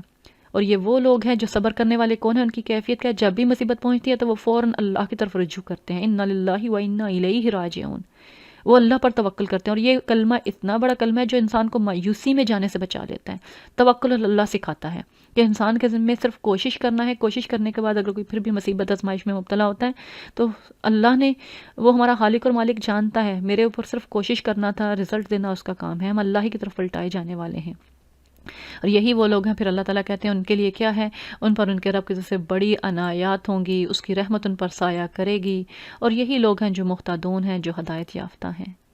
بہت اہم آیات ہیں، اور یہاں بیچ میں یہ بھی ذکر کیا گیا کہ جو ان آزمائشوں میں اگر کوئی اپنی جان بھی دے دے، کوئی مارا بھی جائے، تو تم اس کو مردہ مت سمجھو، جو اللہ کی راہ میں جان دینے والے ہیں، شہداء ہیں، وہ زندہ ہیں، تمہیں ان کی زندگی کا شعور نہیں ہے۔ پھر اس کے بعد آگے سیکنڈ پیراگراف ہے، اس تحویل قبلہ کے حکم اور ابتدائی احکامات کے بعد، جو منصب پر فائز کی جانے کے بعد 153 سے 158 تک نماز، جہاد، حج و عمرہ اور دیگر عبادات کا جامع بیان ہے، اور جو ان کے تھوڑے سے آپس میں شبہات ہیں ان کو اللہ تعالیٰ دور کر رہا ہے، جس کے بارے میں کہہ رہا ہے کہ صفا و مروہ یہ ان کا نائلہ اور صاف سے کوئی تعلق نہیں، جو بت انہوں نے نصب کر رکھے تھے، یہ اللہ کی نشانیاں ہیں، جو بھی حج عمرہ کرے وہ ان کے درمیان صحیح کرے۔ اور پھر اہل ایمان کو نصیحت کیا کی جا رہی ہے اس کے ساتھ ساتھ ہی دیکھیں، عبادات کے حکم کے ساتھ ساتھ بیچ میں اصل منصب سے بھی جو کہا جا رہا ہے اس کی طرف بھی اشارہ کیا جا رہا ہے کہ اللہ تعالیٰ کہہ رہے ہیں جو واضح نشانیاں نازل کر دی گئی ہیں ان کو چھپانا نہیں ہے، ان کو کھول کے بیان کرنا ہے۔ اگر کوئی ایسا کرے گا تو وہ اللہ تعالیٰ کی لعنت سب لعنت کرنے والوں کی لعنت کا مستحق ہوگا۔ ہاں، جو لوگ بنی اسرائیل کی روش سے بچ جائیں، وہ توبہ کر لیں، اپنی اصلاح کر لیں اور آیات کو بیان کرنے والے بنے، تو اللہ تعالیٰ بہت تواب الرحیم بھی ہے۔ انسان کو مہلت دی گئی ہے جب تک اپنی موت تک، جب کہ حدیث میں آتا ہے نا، جب تک موت کی غشی طاری نہ ہو جائے، موت کا غرغرہ طاری نہ ہو جائے، فرشتے کو دیکھ نہ لے، اس وقت تک انسان پلٹ سکتا ہے۔ لیکن ہمیں نہیں پتا کہ اب جیسا دیکھتے ہیں سڈن ڈیتھ، موت تو بالکل کھڑی ہے، ہمیں گھیرے کھڑی ہے۔ ہمیں ہر وقت فکر کرنی ہے کہ ہمارا ہر سانس ایمان کی حالت میں ہو، توبہ و استغفار کے ساتھ ہو، حق کو بیان کرنے والا ہو۔ البتہ جو لوگ اپنی اصلاح نہیں کرتے، اللہ تعالیٰ ان کے کہہ رہے ایک تو لعنت کے مستحق، اور پھر ایسا ہی عذاب میں مبتلا جو کبھی بھی ہلکا نہیں کیا جائے گا۔ اب اس کے بعد جو اگلا پیراگراف ہے اس میں 159 سے لے کر 167 تک اس میں عقیدہ توحید پر زور دیا گیا، عقیدہ توحید کے دلائل دیے گئے، توحید الوہیت کے بارے میں، الہ کا کانسیپٹ ہے، اور رب کا جو کانسیپٹ ہے اس کو واضح کیا گیا ہے، اس میں جو لوگوں کی غلط فہمیاں ان کو دور کیا گیا ہے، اور واضح کیا گیا کہ جو ایمان والے ہیں وہ دل گرویدگی والا جو معاملہ ہوتا ہے نا، شدید محبت والا، وہ صرف اللہ کے ساتھ ان کا معاملہ ہوتا ہے۔ جب اللہ کے ساتھ اتنی محبت میں اتنے سخت ہوتے ہیں تو تبھی تو حکم آتا ہے، پھر سمعنا و اطعنا کہتے ہیں۔ اور اگر ان کی یہ محبتیں یہاں جائزہ لینے کی، اگر محبتیں دوسروں کے ساتھ ہیں تو پھر وہاں ڈر والی بات ہے، پھر وہاں تھوڑا سا الرٹ ہونے والی بات ہے۔ ان کی محبت ایمان والوں کی ہے، وہ سب سے بڑھ کر اللہ کو محبوب رکھتے ہیں۔ پھر اللہ تعالیٰ ان لوگوں کا ذکر کر رہا ہے جو شرک میں مبتلا تھے، اور پھر جنہوں نے جو خود شرک میں مبتلا ہوئے، اور پھر جنہوں نے دوسروں کو بھی گمراہ کیا، ان کے بارے میں اللہ تعالیٰ کہہ رہے ہیں کہ جب وہ عذاب کو دیکھ لیں گے تو پھر وہ جان لیں گے ان القوۃ للہ جمیعا، کہ سارے کی ساری طاقتیں اور اختیار صرف اللہ ہی کے ہیں۔ اور پھر ان کا ڈائلاگ آپس میں جہنم میں کیا ڈائلاگ ہوگا ان کا، کاش ہمیں ایک موقع دیا جائے، اگر ہمیں پلٹنے کا موقع دیا جائے تو جس طرح یہ آج ہمارے سے بیزاری کا اظہار کریں، ہم بھی اسی طرح ان سے بیزاری کا، بیرت کا اظہار کریں گے، لیکن اس وقت موقع نہیں ملے گا۔ اللہ تعالیٰ کہہ رہے ہیں کذالک یریہم اللہ اعمالہم حسرات علیہم، اللہ تعالیٰ ان کے اعمال کو ان کے اوپر حسرت بنا دے گا، لیکن وہ آگ سے نکلنے والے نہیں ہیں۔ یہاں ان احکامات کے ساتھ، عبادات کے ساتھ بیچ میں جو توحید کا ذکر آیا، اور پھر آخرت میں ان کے جو شرک میں مبتلا ہیں ان کا ڈائلاگ جو بتا رہا ہے کہ ہم بھی رک کے اپنے عقائد کا جائزہ لے لیں، اور شرک کے بارے میں بہت ہی الرٹ رہنا چاہیے۔ اس میں کہا گیا کہ شرک اس طرح دلوں میں جگہ بنا لیتا ہے جس طرح اندھیری رات میں، اندھیری جگہ میں کالی چیونٹی جو ہے وہ رستہ بناتی ہے، کالے پتھر کے اوپر کالی چیونٹی ہے، پتہ نہیں چلتا۔ ہمیں ہر اپنی باتوں کا، اپنی گفتگوؤں کا، اپنی چیزوں کا خیال رکھنا ہے، کہیں ہم کوئی شرکی اعمال یا شرک پہ مبنی کلمات تو نہیں کہہ رہے، اور سب سے بڑھ کر اللہ سے محبت کرنے والے ہوں، وہ کام، ان کاموں کی توفیق اللہ تعالیٰ سے مانگے جن سے اللہ تعالیٰ کی محبت بڑھتی ہے۔ اب یہاں رک کے ہم دعا مانگ لیتے ہیں اللہ تعالیٰ سے کہ اللہم انی اسألک حبک وحب من یحبک والعمل الذی یبلغنی حبک اللہم اجعل حبک احب الی من نفسی واہلی ومن الماء البارد۔ اور پھر ساتھ یہ بھی ذہن میں رہے جو اللہ تعالیٰ نے فرما دیا ہے خود قرآن میں، قل ان کنتم تحبون اللہ فاتبعونی یحببکم اللہ، کہ نبی کہہ دیجئے کہ اگر تم اللہ سے محبت رکھتے ہو تو میری اتباع کرو، سنت کا اتباع کرنا ہے۔ اللہ تعالیٰ ہمیں سنت کا اتباع کرنے والا بنائے، نیک کاموں کی محبت عطا کر دے، اور ہمیں شرکی اعمال سے بچا لے، ہمارے عقائد کی اصلاح کر دے، آمین۔ توحید کے بیان کے بعد اب چوتھا جو پیراگراف ہے 168 سے لے کر 176 تک، اس میں حلال حرام کے احکامات بتائے گئے ہیں، سب انسانوں کو مخاطب کرتے ہوئے کہ جتنی بھی پاکیزہ چیزیں ہیں زمین کی ان کو حلال کیا گیا ہے، اور حلال حرام کے معاملے میں شیطان کے نقش قدم سے بچنا، اس کی پیروی سے بچنا، اور اس چیز سے بچنا کہ ما الفینا علیہ آباءنا، بلکہ جس چیز کی پیروی کرنی ہے وہ کیا ہے، ما انزل اللہ، جو اللہ نے نازل کیا ہے اس کی پیروی کرو۔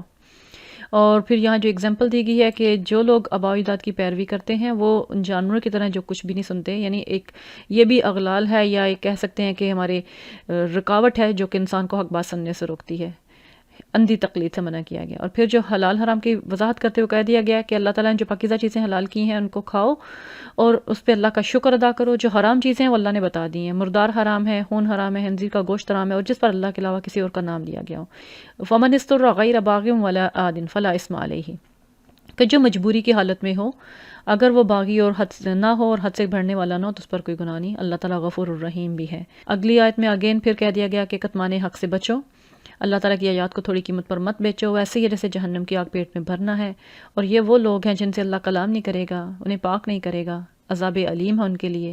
انہوں نے ہدایت کے بدلے خود گمراہی خرید لی، حق کو جاننے کے بعد پھر گمراہی میں جا پڑے ہیں، مغفرت کا معلوم ہونے کے بعد عذاب کے خریدار بنے ہیں۔ فما اصبرہم علی النار، کیا بتائی جا رہی ہے؟ ذالک بان اللہ نزل الکتاب بالحق وان الذین اختلفوا فی الکتاب لفی شقاق بعید، اللہ نے کتاب تو حق کے ساتھ نازل کی تھی لیکن یہ خود اختلافات میں پڑ گئے۔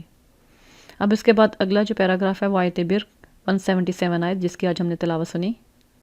اس میں آیت بر جو کہ احکامات کی روح، اس میں اللہ تعالیٰ واضح بیان کر رہے ہیں کہ سچے اور متقی لوگ در حقیقت وہی ہیں جو مشرق مغرب کی طرف رخ کرنے کی زیادہ اہمیت دینے کے بجائے کیا کرتے ہیں، اپنے ایمان کی تجدید، ایمان لاتے ہیں اللہ پر، یوم آخرت پر، ملائکہ، کتابوں اور انبیاء پر ایمان رکھتے ہیں، اپنے ایمانوں میں کوئی کھوٹ شامل نہیں کرتے، خالص۔ پھر اس کے بعد اگلا فوراً مالی معاملات کی ذکر آگی، پھر کیا کرتے ہیں وہ حقوق اللہ بھی ادا کرتے ہیں، حقوق العباد بھی ادا کرتے ہیں۔ حقوق اللہ کے ساتھ ساتھ وہ کیا ہے، وآت المال علی حبہ ذوی القربى والیتامى والمساکین وابن السبیل والسائلین وفی الرقاب، اللہ کی محبت میں اپنا مال خرچ کرنے والے ہیں جن پر اللہ نے خرچ کرنے کا حکم دیا ہے۔ پھر اس کے بعد ذکر آتا ہے وَأَقَامَ الصَّلَاةَ وَآتَى الزَّكَاةَ، پھر عبادات کا ذکر آ رہا ہے کہ نمازوں کو قائم کرنے والے ہیں، زکوٰۃ ادا کرنے والے ہیں، اور پھر کیا کرتے ہیں، نمازوں کی اقامت اور زکوٰۃ کی ادائیگی کے ساتھ اپنے وعدوں کو پورا کرنے والے ہیں، اذا عاہدوا، جب وہ کوئی وعدہ کر لیں تو ان کو پورا کرنے والے ہیں، سختی کے وقت میں، مشکل کے وقت میں، جنگ کے اوقات میں کیا کرتے ہیں، وہ صبر کرنے والے ہیں۔ یہی وہ لوگ ہیں جن کو اللہ تعالیٰ کہہ رہے ہیں کہ وہ سچے ہیں اپنے دعوے میں، اور یہی وہ لوگ ہیں جو متقی ہیں۔ اصل متقی اور سچے لوگ وہ ہیں جن کے اندر یہ اوصاف پائے جاتے ہیں۔ اللہ تعالیٰ ہمارے اندر یہ اوصاف پیدا کر دے، ہمیں نیکی کے اصل روح کو پا لینے والا بنا دے، اور ہمارے عقائد کو اور ہمارے اعمال کو اس کے مطابق ٹھیک کر دے۔ اس کے بعد آیا نمبر 176 سے 189 تک کچھ مزید شرعی احکامات آتے ہیں جو کساد، دیت اور وصیت وغیرہ کے بارے میں ہیں، پھر روزوں اور رشوت کے بارے میں احکامات واضح آتے ہیں، اور اس میں اللہ تعالیٰ واضح کہہ رہے ہیں کہ قصاص تمہارے لیے لکھ دیا گیا ہے، اس کی پیروی کی جائے، اور اگر کسی کو اس کے بھائی کی طرف سے یعنی اس کے جو مقتول کے ورثہ راضی ہو جائیں تو فدیہ دیا جا سکتا ہے۔ اس چیز کو بھی اللہ تعالیٰ نے کہا ہے کہ یہ احسان ہے، رب کی طرف سے رحمت ہے، اور قصاص میں زندگی ہے، اس سے باقی معاشرہ محفوظ ہو جاتا ہے۔ اور پھر اس کے بعد وصیت کے احکامات ہیں کہ جو وصیت جانے والا ہے دنیا سے وہ وصیت کر جائے۔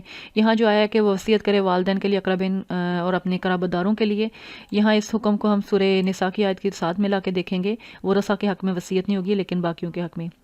البتہ جانے والا اگر کوئی وصیت کر کے جائے تو ورثہ پہ لازم ہے اس کی وصیت کو پورا کریں، کوئی اس کی وصیت کو چینج نہیں کر سکتا، یہ بہت گناہ کا کام ہے۔ الا یہ کہ صرف ایک صورت ہے کہ اگر وصیت کرنے والے نے کوئی جانتے بوجھتے کسی کی حق تلفی کی ہو تو اس کی اصلاح کی جا سکتی ہے، یہ بھی وصیت کرنے والے کے حق میں بہتر ہوگا۔ اس کے بعد جو آگے آیات ہیں 184 سے لے کر 187 تک، اس سے روزوں سے متعلقہ احکامات اس میں دیے گئے ہیں، اور کل سے ہمارا بھی یہاں رمضان شروع ہو رہا ہے۔ اللہ تعالیٰ سے دعا کرتے ہیں کہ اللہ تعالیٰ ہمیں اس رمضان میں حقیقی معنوں میں فائدہ اٹھانے والا بنا دے، جو جس مقصد کے لیے روزے فرض کیے گئے ہیں، تقوی کے لیے ہمیں دلوں کا تقوی عطا کر دے، انفرادی زندگیوں میں بھی، اجتماعی زندگیوں میں بھی، اور قرآن کا حق ادا کرنے والا بنا دے۔ ان آیات میں سب سے پہلے روزوں کی فرضیت کے بارے میں کہا گیا کہ جس طرح پہلی امتوں پر فرض کیے گئے تمہارے پر بھی فرض کیے گئے ہیں۔ پھر اس کے بعد دیگر احکامات بتائے گئے ہیں کہ اگر کوئی سفر میں ہو یا مریض ہو تو وہ چھوڑ دے، تو پہلے یہ کہا گیا تھا وہ فدیہ دے سکتے ہیں، لیکن بعد میں محدود کر دیا گیا کہ جو فدیہ ان لوگوں کے لیے جن کو دوبارہ زندگی میں شاید استطاعت نہ ہو وہ رکھ سکیں، البتہ جو وقتی طور پہ بیمار ہیں یا سفر کی حالت میں ہیں وہ بعد میں دنوں میں اس کی تعداد پوری کریں، کیونکہ اللہ تعالیٰ چاہتا ہے تمہارے لیے آسانی کرنا، تمہیں مشکل میں ڈالنا نہیں چاہتا. تم چھوڑ سکتے ہو کہ رضاعت والی بچے کو فیڈ کروا رہی ہو، ماں وہ بھی چھوڑ سکتی ہے. اب یہاں جو بیچ میں یہ جو آیا آئی ہے آیا نمبر 185 جس میں شہر رمضان الذی انزل فیہ القرآن، یہاں اس کا مقصد بھی بتایا گیا کہ رمضان کے مہینے کو ہی روزوں کے لیے کیوں چنا گیا، کیونکہ یہ قرآن کا مہینہ ہے، اور اس کتاب کا حق ادا کرنے کے لیے جو مطلوب تقوی چاہیے، جو احکامات پر عمل کرنے کے لیے انسان کو ایک اسپرٹ چاہیے، وہ روزوں سے حاصل ہوگی، نمازوں سے حاصل ہوگی، عبادات سے حاصل ہوگی. اور روزوں میں چونکہ پورا ایک اجتماعی ماحول بنتا ہے تو انسان کو جو مطلوب تقوی ہے وہ حاصل ہوگا، جو کہ اس کے اجتماعی معاملات میں نظر آئے گا. پھر اس کے بعد وجیب دعوت الداعی اذا دعانی، جو یہ ہمیں واضح کرتی ہے، اور میرے لیے بھی، آپ کے لیے بھی، اور جن کو ہم اللہ کے بندوں کو اللہ سے جوڑیں تو ان کے بھی یہ کنسیپٹ کلیئر ہونا چاہیے کہ اللہ بہت قریب ہے، ہر ایک کے بہت قریب ہے. اس کو پکارنے کے لیے، اس کو بلانے کے لیے، اس سے تعلق بنانے کے لیے کسی واسطے اور وسیلے کی ضرورت نہیں ہے. اللہ تعالیٰ کیا کہہ رہے ہیں، وَإِذَا سَأَلَكَ عِبَادِي أَنِّي، جب میرے بندے میرے بارے میں تم سے سوال کریں تو کیا کہو، فَإِنِّي قریب، میں بہت قریب ہوں، اجیب دعوت الداعی اذا دعانی، ہر پکارنے والا جب بھی مجھے پکارتا ہے میں اس کی پکار کا ضرور جواب دیتا ہوں. جب اللہ رب العالمین خالق کائنات مالک حقیقی ہمارا اتنے قریب اور کہہ رہا ہے کہ میں جواب دیتا ہوں پکارنے والی کا، کوئی دل سے پکار کے تو دیکھے، تو پھر کہہ رہا ہے کہ لہٰذا ہونی چاہیے فَلْيَسْتَجِيبُوا لِي وَلْيُؤْمِنُوا بِي، کہ اللہ تعالیٰ کی جو دعوت ہے، جو اللہ تعالیٰ کے احکامات ہیں ان پہ لبیک کہیں، آمنا و صدقنا کہیں اور عمل کرنے والے ہوں، وَلْيُؤْمِنُوا بِي لَعَلَّهُمْ يَرْشُدُونَ، اس پر ایمان لائیں تاکہ وہ راہ راست پالیں. پھر وہ دیگر احکامات بتائے گئے ہیں کہ روزوں کی راتوں میں بیوی سے تعلقات حلال ٹھہرائے گئے ہیں، کھانا پینا حلال ٹھہرایا گیا ہے، جو شریعت محمدی کے احکامات ہیں ان کو واضح کیا گیا ہے. اور اگر اعتکاف کی حالت میں تو ان چیزوں کو اوائڈ کرو، تعلقات کو اوائڈ کرو. تلک حدود اللہ فلا تقربوها. اور اللہ تعالیٰ واضح کر رہا ہے کذالک یبین اللہ آیاتہ للناس لعلہم یتقون. اللہ تعالیٰ اپنی نشانیاں اس لیے واضح کر کے کھول کھول کے بیان کر رہا ہے آیات کو، احکامات کو، تاکہ لوگ تقوی اختیار کریں. بار بار ہم دیکھ رہے ہیں جہاں بھی انفرادی عبادات، اجتماعی عبادات، جہاں بھی عبادات کا ذکر ہے، اللہ تعالیٰ بار کہہ رہے ہیں کہ عبادت کا مقصد کیا ہے، کہ تاکہ تم تقوی پالو. وہی تقوی جو ہم شروع قرآن سے ڈسکس کرتے آ رہے ہیں، یہ دلوں کی اس کیفیت کا نام ہے جو انسان کو گناہوں سے رکنے میں مدد دیتی ہے اور احکامات پر عمل کرنے کے لیے طاقت دیتی ہے، قوت دیتی ہے، اللہ تعالیٰ کی اطاعت پر آمادہ کرتی ہے. اور یہ بہت امپارٹنٹ چیز جو ہمیں دیکھنا ہے، اور ہم نے یہ دعا بھی کرنی کہ اللہ تعالیٰ ہمیں ہماری عبادات کے ذریعے دلوں کا تقوی عطا کر دے. پھر اس کے بعد اگلی آیت میں رشوت کی ممانعت کی گئی ہے کہ لوگوں کے جو مال ہیں ان کو باطل طریقے سے حکام تک نہ لے جاؤ، کہ باطل طریقے سے ان کو کھاؤ. پھر اس کے بعد کہا گیا کہ جو چاند کا گھٹنا بڑھنا ہے، یہ چاند تاریخوں کے تعین کی اور حج کی علامتیں ہیں. پھر جو ان کی غلط فہمی تھی اس کو دور کیا گیا کہ گھروں کے پچھلے حصوں سے داخل ہونا واپسی پہ جب حج سے واپس آتے تھے. اللہ تعالیٰ کہتے ہیں نیکی یہ نہیں بلکہ نیکی ہے کہ جو کوئی اللہ کی ناراضگی سے، من اتقی، جو اللہ کی ناراضگی سے بچے، واتقوا اللہ لعلکم تفلحون، تقوی اختیار کرو. مطلوب تقوی ہے. جو شریعت میں عبادات کی جو ظاہری صورتیں مقرر کر دی گئی، ہمیں ان عبادات کو اسی طرح ادا کرنا ہے، اس سے بڑھ کے خود ساختہ کچھ پابندیاں نہ لگانی ہیں، نہ کچھ ان وہموں میں پڑنا ہے، اور نہ ان چیزوں کو سمجھنا ہے کہ میں ان کاموں کو مزید اپنے اوپر لاگو کر لوں گی تو نیکی پالیں گے. جو فرائض اللہ نے مقرر کیے ہیں ان کو صحیح شرعی احکام کی پابندی کے ساتھ ادا کرنا ہی تقوی کے حصول کا ذریعہ بنے گا. اب آگے ہم دیکھتے ہیں، آگے پھر قتال کا حکم ہے. اس سے پہلے بھی ہم نے دیکھا کہ جو پیچھے ذکر آیا ہے کہ شہداء کی زندگی کے بارے میں اللہ تعالیٰ نے کہا. آیا نمبر 189 سے 207 تک جہاد اور انفاق اور حج کے احکامات کا ذکر ہے. پھر آگے ہمیں 215 سے 218 تک اور 243 سے 274 تک جہاد اور انفاق کے احکامات ملتے ہیں. یہاں ان تفصیلی احکامات کو جاننے کے لیے ہم ذرا تفصیل سے پڑھیں گے احکامات کی، اس کا آیات کا ترجمہ دیکھیں، بہت سارے اصول نکل آتے ہیں. پھر آگے قتال کے احکامات کے بارے میں آگے سورہ انفال اور سورہ توبہ میں بھی بڑی ڈیٹیل میں تفصیلات بتائی گئی ہیں. اصل چیز جو سمجھنے والی ہے کہ ایک ساتھ ساتھ اگر ہم دیکھتے جائیں کہ انفرادی عبادات ہیں، بیچ میں اجتماعی معاملات، اجتماعی عبادات کا ذکر آ رہا ہے، حقوق اللہ کے ساتھ ساتھ حقوق العباد کا ذکر آ رہا ہے، بار بار تقوی کا ذکر آ رہا ہے. حقوق اللہ کے ذریعے تقوی حاصل کرو، عبادات کے ذریعے تقوی حاصل کرو، اور حقوق العباد میں ان کو استعمال کرو. حقوق العباد میں وہ تمہیں صحیح گائیڈ کرنے والا ہوگا. کہیں فرد مخاطب ہے، کہیں جو اسٹیٹ کے جو سربراہ ہیں، جو ذمہ داران ہیں، مقتدر طبقہ ہے، وہ مخاطب ہیں.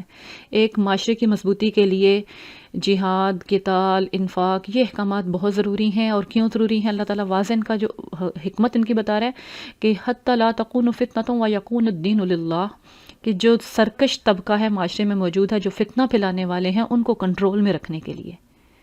لیکن ساتھ ہی جو تعلیمات ہیں یہاں ہمیں بہت ضروری ہے. ایک جہاد کا وسیع کانسیپٹ ہے، اس کو سمجھیے، اور پھر جہاد کے ساتھ ساتھ آگے جو جہاد کے اندر قتال ہے، اس کا جو ٹاپک ہے اس کو بھی سمجھا جائے کہ اس کی شرائط کیا ہیں، اس کے احکامات کیا ہیں، کن صورتوں میں ہے اور کن کے لیے ہے. یہاں اللہ تعالیٰ واضح کریں کہ پھر اگر وہ باز آ جائیں تو سمجھ لو ظالموں کے سوا کسی اور پر دست درازی کا حق حاصل نہیں ہے، پھر زیادتی نہیں کی جائے گی۔ پھر اگلی آیت کے اینڈ میں بھی آ رہا ہے وَاتَّقُوا اللَّهَ وَاعْلَمُوا أَنَّ اللَّهَ مَعَ الْمُتَّقِينَ، اور اللہ سے ڈرتے رہو ان معاملات میں، خوب جان لو اللہ تعالیٰ متقین کے ساتھ ہے۔ ابھی روزوں کی بات آئی، روزوں کے ساتھ ہی پھر آگے جہاد اور قتال کی بات آ گئی۔ آگے انفاق کا حکم آ رہا ہے وَأَنفِقُوا فِي سَبِيلِ اللَّهِ وَلَا تُلْقُوا بِأَيْدِيكُمْ إِلَى التَّهْلُكَةِ، کہ اور اللہ کی راہ میں خرچ کرو اور اپنے ہاتھوں سے اپنے آپ کو ہلاکت میں نہ ڈالو۔ یہاں سوچنے والی بات ہے کہ انفاق سے رک جانا کیسے انسان کو ہلاکت میں ڈالتا ہے، انفرادی زندگیوں کو بھی اور اجتماعی معاشرے کو بھی کیسے ہلاکت میں ڈالتا ہے، اور اس کے لیے حکم کیا دیا جا رہا ہے، خرچ کرو اللہ کی راہ میں، وَأَحْسِنُوا، اور احسان والا معاملہ کرو تاکہ معاشرے سے جرائم ختم ہو سکیں اور تم اپنی جانوں کو اپنے معاشرے کو محفوظ کر سکو۔ ان اللہ یحب المحسنین، اور اگر انفاق کرتے ہو احسان والی روش کے ساتھ تو یقیناً اللہ کی محبت کے مستحق قرار پاؤ گے۔ پھر آگے اس کے بعد حج کے احکامات اور عمرے کے احکامات ہیں، اس کی ڈیٹیلز دی گئی ہیں کہ حج و عمرہ اللہ کے لیے جو اجر تم ارادہ کر لیتے ہو تو پورا کیا کرو، اور پھر اگر اس میں کوئی کمی بیشی ہو جائے، جیسے اگر تمہیں ویسے تو ہے نا کہ اپنی قربانی سے پہلے بال نہیں کٹوائے جائیں گے، اگر کروا لیا جائے تو اس کا فدیہ کیا ہوگا اور اس فدیہ کو کس طرح سے پورا کیا جائے گا۔ پھر اگین اس کے اینڈ میں بھی احکامات جان لینے کے بعد اصل جو چیز ہے اس کی روح اللہ تعالیٰ کہہ رہے ہیں وَاتَّقُوا اللَّهَ وَاعْلَمُوا أَنَّ اللَّهَ شَدِيدُ الْعِقَابِ، خوب جان لو، تقوی اختیار کرو، اللہ سے ڈرو، خوب جان لو کہ اللہ تعالیٰ ہے وہ پکڑ میں بڑا سخت ہے، اللہ تعالیٰ کے احکامات کی خلاف ورزی نہ کرنا۔ حج کے احکامات کا ذکر آیا نمبر 203 تک چل رہا ہے، اور اس میں سارے احکامات ڈیٹیل میں مناسک حج کا ذکر کیا گیا کہ اللہ تعالیٰ کو خوب یاد کرنے والوں بنو عرفات میں، مزدلفہ میں، اور پھر اللہ تعالیٰ سے مغفرت طلب کرو۔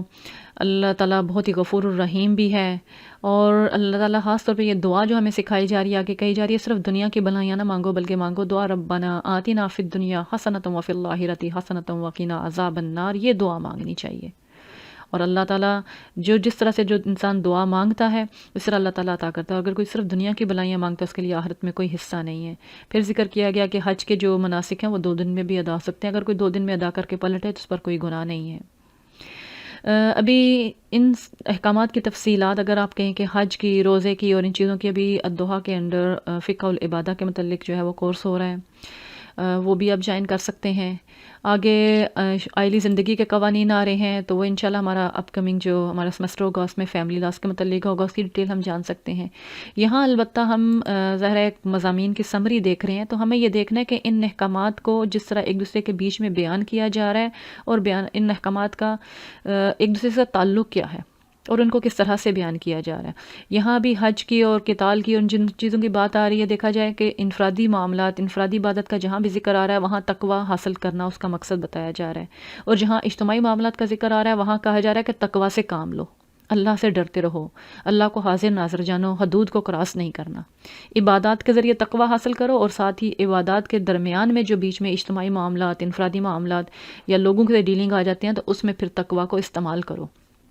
آیا نمبر 204 سے لے کر 207 تک اللہ تعالیٰ 2 طرح کے متضاد رویے بتا رہے ہیں۔ ایک وہ فرد اللہ تعالیٰ کہہ رہے ہیں کہ لوگوں میں سے کوئی ایسا بھی ہے جس کی باتیں دنیا کی زندگی میں تمہیں بڑی پسند آتی ہیں، وہ بڑے لمبے چوڑے دعوے کرتا ہے، اچھی اچھی باتیں کرتا ہے، پھر اپنی ان باتوں پر اللہ کو گواہ بھی ٹھہراتا ہے، لیکن اللہ تعالیٰ کہہ رہے ہیں حقیقت میں کیا ہے کہ وہ تو بدترین دشمن ہے، لد الحسام، کیونکہ جب کبھی بھی اسے موقع ملتا ہے، اقتدار میں آتا ہے یا پلٹ کے اپنی عملی زندگی کی طرف جاتا ہے تو کیا کرتا ہے، زمین میں فساد برپا کرتا ہے، کھیتی کو اور نسل انسانی کو تباہ کرنے کی کوششیں کرتا ہے، ایسے بالکل شریعت کے منافی کام کرتا ہے۔ اللہ تعالیٰ ایسے فسادی لوگوں کو بالکل پسند نہیں کرتا، یہ وہ لوگ ہیں جو جہنمی ہیں۔ اور ہم پہچان سکتے ہیں یعنی کس کو بار بار لوگوں کو ساتھ ملانے کے لیے گواہیوں کی اور قسمیں کھانے کی ضرورت پیش آتی ہے، اور جب کبھی ان کو تھوڑا سا تنبیہ کی جاتی ہے کہ تمہارا کہنا کچھ دعوے تم کچھ کر رہے ہو اور عملاً تم بالکل ڈفرینٹ جو طریقہ زندگی ہے اس پہ عمل کر رہے ہو، جب اسے کہا جاتا ہے کہ اللہ سے ڈرو تو جو اس نے ایک نام نہاد عزت معاشرے میں بنا رکھی ہے اس عزت اور وقار کا خیال اسے گناہ پہ جما دیتا ہے۔ تو پھر اللہ تعالیٰ کہہ رہے ہیں کہ ایسے شخص کے لیے تو جہنم ہی کافی ہے اور اس کے لیے بہت برا ٹھکانہ ہے۔ اس کے برعکس وہ بندہ جو کہ اللہ تعالیٰ کیا کہہ رہے ہیں وَمِنَ النَّاسِ مَن يَشْرِي نَفْسَهُ ابْتِغَاءَ مَرْضَاتِ اللَّهِ، کہ اللہ تعالیٰ کچھ انسانوں میں ایسے بھی ہیں جو لمبے چوڑے دعوے نہیں کرتے، وہ بار بار قسمیں نہیں کھاتے، لیکن وہ اپنے نفس کو، اپنے ٹائم کو، اپنی صلاحیتوں کو کہہ کر اللہ کی رضا کے حصول کے لیے کھپا دیتے ہیں، اپنی جان کو کھپا دیتے ہیں، اور ایسے لوگوں کے لیے اللہ تعالیٰ ان پر بہت مہربان ہے، اور وہی ہیں جو جنتی بھی ہیں، جو نجات بھی پائیں گے۔ یہ دو طرح کے رویے ہمیں اپنے ارد گرد نظر آتے ہیں. ہمیں دعا کیا مانگنی ہے کہ اللہ تعالیٰ ہمیں ان رویوں کو پہچاننے والا بھی بنائے، اور اللہ تعالیٰ ہمیں پہلے رویے سے بچا لے. اللہ تعالیٰ ہمیں ان لوگوں میں شامل کرے جو اللہ کی رضا کے لیے اپنا آپ کھپا دیتے ہیں. آمین. اس کے بعد اگلی جو آیات ہیں، اگلا نمبر 8 پیراگراف ہے، اللہ تعالیٰ اس میں مومنین کو کہہ رہا ہے یا ایھا الذین آمنو. خطاب ہے مومنین سے. یہاں ہمیں فوراً رک کے سوچنا ہے کہ یہ ہمیں خطاب کیا جا رہا ہے، ہمیں مخاطب کیا جا رہا ہے. ادخلوا فی السلم کافہ، اسلام میں پورے کے پورے داخل ہو جاؤ، آدھے پونے نہیں، ادھورے نہیں، بنی اسرائیل کی طرح نہیں کہ کچھ پر ایمان اور کچھ کا انکار، بلکہ مکمل کے مکمل اسلام میں داخل ہو جاؤ. اور شیطان کے نقش قدم پر مت چلو، بے شک وہ تمہارا کھلا دشمن ہے. اگر واضح نشانیاں آ جانے کے بعد اگر تم پھسل گئے، اس رستے کو چھوڑا، تو پھر کیا؟ فَاعْلَمُوا أَنَّ اللَّهَ عَزِيزٌ حَكِيمٌ، اللہ زبردست بھی ہے اور حکمت والا بھی ہے. جو بھی ہم نے سورہ حدید کی بھی آیت 2 دن پہلے دیکھی تھی، اللہ تعالیٰ کہہ رہے ہیں کیا ایمان لانے والوں کے لیے وہ وقت نہیں آیا؟ تو یہاں بھی اللہ تعالیٰ کہہ رہے ہیں کہ هَلْ يَنظُرُونَ إِلَّا أَن يَأْتِيَهُمُ اللَّهُ فِي ظُلَلٍ مِّنَ الْغَمَامِ، کیا وہ اس چیز کے منتظر ہیں کہ بادلوں میں سے اللہ تعالیٰ جو ہے وہ تخت لگائے ان کے سامنے آ جائے اور فرشتے حاضر ہو جائیں اور وہ قضی الامر اور معاملے کا فیصلہ کر دیا جائے. فرشتوں کے ساتھ اللہ تعالیٰ کا حاضر ہونا کس چیز کی نشانی ہے؟ روز جزا کی، قیامت کی. کیا وہ اس چیز کے منتظر ہیں کہ عمل کرنے کے لیے کہ روز جزا قائم ہو جائے اور فیصلہ کر دیا جائے؟ یہاں یہ آیات ہمیں بالکل کلیئر کٹ کہہ رہی ہیں. ہمیں رک کے یہاں یہ جائزہ لینا ہے کہ اسلام میں مکمل کے مکمل داخل ہونے کے لیے، اپنی انفرادی اور اجتماعی زندگیوں کو اسلام کے مطابق ڈھالنے کے لیے ہمیں کسی چیز کا انتظار نہیں کرنا. جو اس دفعہ ہم نے رمضان کی تھیم بھی دیکھی ہے، فَفِرُّوا إِلَى اللَّهِ، دوڑو اللہ کی طرف. سَارِعُوا إِلَى مَغْفِرَةٍ مِّن رَبِّكُمْ وَجَنَّةٍ، دوڑو، تیز آپس میں دوڑ لگا دو، سبقت لے جانے کی کوشش کرو. اللہ نہ کرے کہ ایسا ہو. اور پھر اللہ تعالیٰ اگلی آیت میں بھی کہہ رہے ہیں کہ بنی اسرائیل کی طرح کفران نعمت نہ کرنا. ان سے پوچھ لو، انہیں جب بھی نشانیاں دی گئی انہوں نے اللہ کی نعمت کو بدلا تو کیا ہوا؟ اللہ تعالیٰ کی پکڑ بڑی سخت آئی، بڑی سخت اللہ تعالیٰ کی پکڑ آئی. اور پھر اللہ تعالیٰ آگے مثال دے رہے ہیں کفر والوں کی مثال اور ایمان والوں کی، کہ اللہ تعالیٰ کہہ رہے ہیں جو کفر والے ہیں ان کے لیے دنیا کی زندگی بڑی پسندیدہ زندگی ہوتی ہے، انہیں وہ ایمان والوں کا مذاق اڑاتے ہیں، جبکہ ہوگا کیا کہ حقیقت میں قیامت کے دن ایمان والے ان سے اعلیٰ درجوں میں ہوں گے.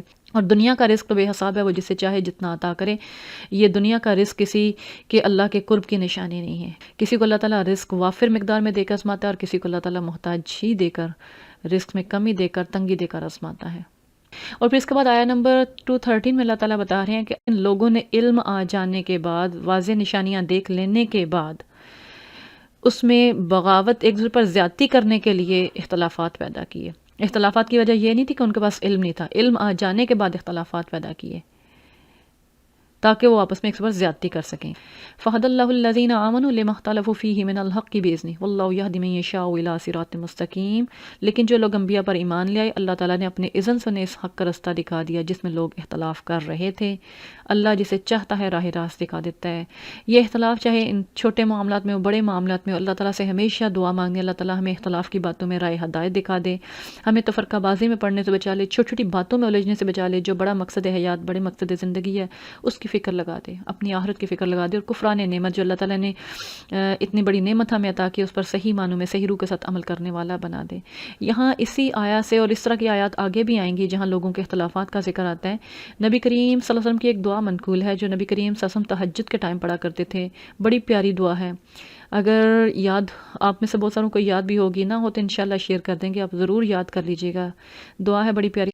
اللہم رب جبرائیل و میکائیل و اسرافیل فاطر السماوات والارض عالم الغیب والشہادہ انت تحکم بین عبادک فیما کانوا فیہ یختلفون اہدنی لما اختلف فیہ من الحق باذنک انک تہدی من تشاء الی صراط مستقیم. کہ اللہ تو بے شک روز قیامت ان سب باتوں میں فیصلہ فرمانے والا ہے جس میں لوگ اختلاف کر رہے ہیں، لیکن تو اپنے اذن سے مجھے صراط مستقیم کی طرف گائیڈ کر دے. بے شک تو جسے چاہتا ہے سیدھا رستہ دکھاتا ہے. ہم یہ دعا مانگنے والے بنے، ہماری جتنی الجھنیں اللہ تعالیٰ ان کو سلجھا دے گا. اس کے بعد اگلی آیا ہے آیا نمبر 214. اس میں اللہ تعالیٰ ایمان اور آزمائش جو لازم الزمن کا ذکر کر رہے ہیں کہ ایسا کبھی بھی نہیں ہوا کہ ہسٹری میں اللہ تعالیٰ نے ایمان والوں کو آزمایا نہ ہو، حتیٰ کہ یہاں تک وہ آزمائے گئے کہ ایمان والے اور رسول تک پکار اٹھے کہ اللہ کی مدد کب آئے گی. پھر انفاق کا حکم آ رہا ہے. انفاق کیوں کرنا ہے؟ انفاق معاشرے کی ایک بہت بڑی ضرورت ہے. اللہ تعالیٰ کہہ رہے ہیں یسألونک ماذا ینفقون، کیا خرچ کریں؟ کہو جو بھی تم خرچ کرتے ہو اپنے والدین، قرابتداروں، یتیموں، مسکینوں، مسافروں پر، جو بھی خرچ کرو گے بھلائی آگے بھیجو گے، اللہ تعالیٰ کے یہاں اسے پاؤ گے. اور پھر قتال کے بارے میں کہہ رہے ہیں کہ جب حکم قتال کا آتا ہے، قتال بھی معاشرے کی ایک اجتماعی ضرورت ہے سرکش عناصر کو کنٹرول کرنے کے لیے، کہ تو اللہ تعالیٰ کہہ رہے ہیں کہ اب اللہ تعالیٰ تمہیں جنگ کا حکم دے رہا ہے اور تمہیں یہ ناگوار گزر رہا ہے۔ ہو سکتا ہے کہ تم ایک اصول جو بتایا جا رہا ہے کہ بہت سارے احکامات شرعی ایسے ہوں گے جو ہو سکتا ہے تمہیں بظاہر لگیں کہ تمہیں ناگوار محسوس ہوں، لیکن وہی تمہارے لیے بہتر ہوں گے، تم حکمت نہیں جانتے۔ اور ایک چیز جس کو تم بہت پسند کر رہے ہو سکتا ہے وہ تمہارے لیے بری ہو، کیونکہ اللہ جانتا ہے، تم نہیں جانتے۔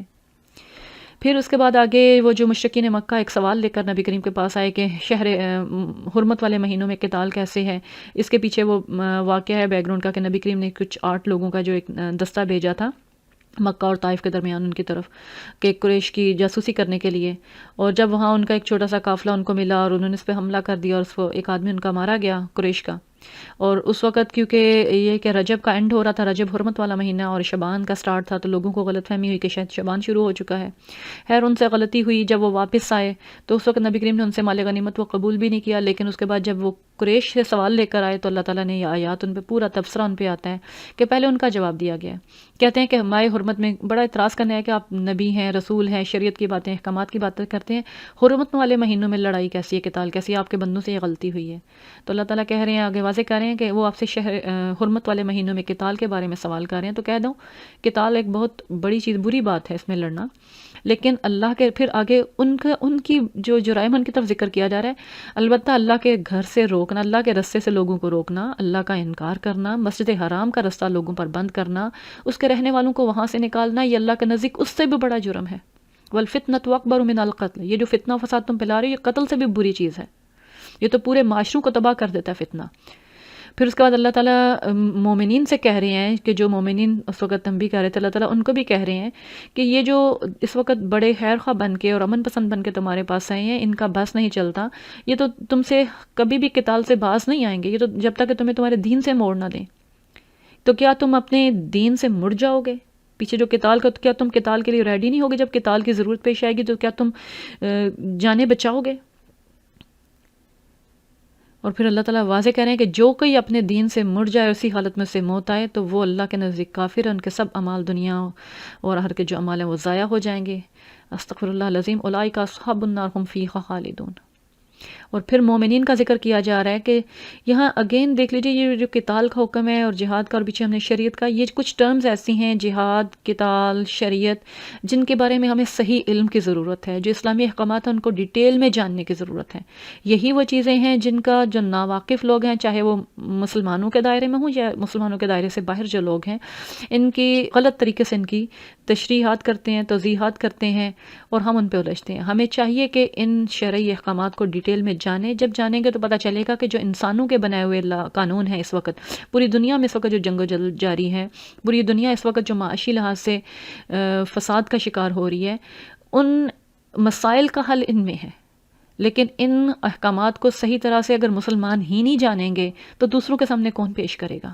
ان کے سامنے کون گواہی دینے والا بنے گا کہ اللہ تعالیٰ کے احکامات کیا ہیں؟ شریعت کے معاشی قوانین کے بارے میں، مال کے بارے میں، آپس کی گھریلو زندگی کے بارے میں، لوگوں کی خاندانی زندگیاں تباہ ہو رہی ہیں ان کے بارے میں، جہاد کے بارے میں۔ جہاد ایک بڑا وسیع کانسیپٹ ہے کہ اللہ کے دین کے لیے جد و جہد کرنا، انتہائی کوشش کرنا۔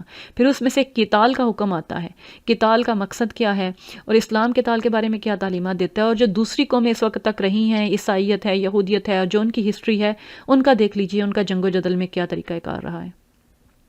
ان ساری چیزوں کو کمپیریٹیو اسٹڈی کرنے کے بعد دیکھیے تو ہمیں الحمدللہ ثم الحمدللہ کہنا پڑے گا کہ ہمارے پاس جامع نظام موجود ہے، جامع، بیلنسڈ، معتدل جو تعلیمات ہیں وہ موجود ہیں، جس کی آج کی دنیا کو ضرورت ہے۔ یہ وہ احکامات ہیں جن کو ہمیں لوگوں سے چھپانا نہیں، بلکہ ان کو صحیح معنوں میں سمجھنا اور ان کو اون کرنا ہے، اور قرآن میں جس طرح سے دیا گیا اور پوری اسلامک ہسٹری اس چیز کی گواہ ہے کہ اسلام کی تعلیمات کیا ہیں۔ اللہ تعالیٰ کہہ رہے ہیں ان الذین آمنوا والذین ہاجروا وجاہدوا فی سبیل اللہ اولئک یرجون رحمت اللہ واللہ غفور الرحیم۔ وہ لوگ جو ایمان لائے، جنہوں نے ہجرت کی، گھر بار چھوڑا، جہاد کیا، اللہ کی راہ میں جہاد کیا، کوشش کی، وہی رحمت الہی کے جائز امیدوار ہیں، اور اللہ غفور الرحیم ہے۔ قتال کے احکامات کو آگے بھی دیکھیں گے، جہاد کے احکامات، جہاد اس کا دائرہ قتال سے بھی وسیع ہے۔ ان سارے احکامات کو دیکھنا ہے جنہوں نے اللہ کی راہ میں وجاہدوا فی سبیل اللہ، اللہ کی راہ میں پوری کوشش کی، سرتوڑ کوشش کی، اپنے جان و مال سے، اپنے وسائل سے، اپنے وقت سے، اپنی صلاحیتوں سے۔ پھر اس کے بعد آگے ہمر اور میسر، شراب کی حرمت کے سلسلے میں جو ابتدائی حکم آتا ہے کہ لوگ اس کے بارے میں سوال کرتے ہیں تو کہہ دیجئے اس میں فائدہ کم ہے، نقصان زیادہ ہے۔ اور پھر اس کے بعد آگے لوگ خرچ کرنے کے بارے میں پوچھتے ہیں، آگے ان سے کہہ دیو جو ضرورت سے زائدہ وہ خرچ کرو۔ اللہ تعالیٰ اپنی آیات کھول کھول کے بیان کرتا ہے تاکہ لوگ تفکر سے کام لیں، غور و فکر سے کام لیں، نصیحت حاصل کریں، ان چیزوں پہ غور کرنا ہے، ان احکامات پہ صرف پڑھ کے گزر نہیں جانا ہے، ان احکامات پر عمل کیسے کرنا ہے۔ پھر یتیموں کے بارے میں سوال کرتے ہیں کہ ان کے ساتھ معاملہ کیسا کیا جائے، تو اللہ تعالیٰ کہہ رہے ہیں کہ ان کو اپنے ساتھ ملا جلا کے رکھو، تمہارے اپنے بھائی بہن ہیں، ان کی اصلاح کا سوچو، ان کے ساتھ زیادتی مت کرنا۔ اور اللہ تعالیٰ بہتر جانتا ہے کہ تمہاری دلوں میں کیا ہے، تمہاری دلوں کا حال وہ جانتا ہے، وہ عزیز بھی اور حکیم بھی۔ جب ان کے ساتھ ڈیل کر رہے ہو کمزور طبقے کے ساتھ تو یہ جان رکھو کہ اللہ تمہارے اوپر ہے، بالادست ہے اور وہ حکمت والا ہے۔ اب یہاں اس کے بعد آگے 221 آیت سے لے کر 242 آیت تک نکاح، حیض، قسم، الا اور طلاق، رضاعت، عدت، مہروارہ کے احکامات بتائے گئے ہیں۔ 21 آیات ہیں۔